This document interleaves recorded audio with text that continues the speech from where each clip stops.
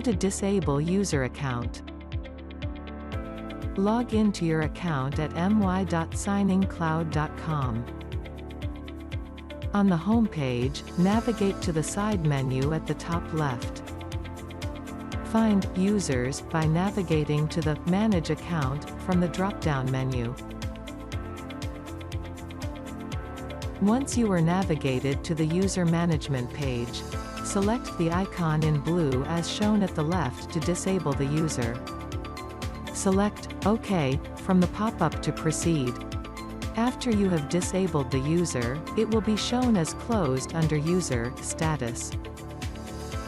When the disabled user tries to log in again when his/her account is closed, a warning message will prompt as the account is disabled.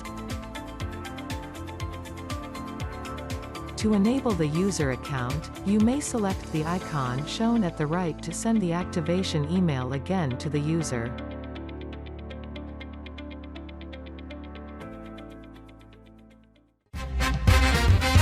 SigningCloud. Sign with confidence.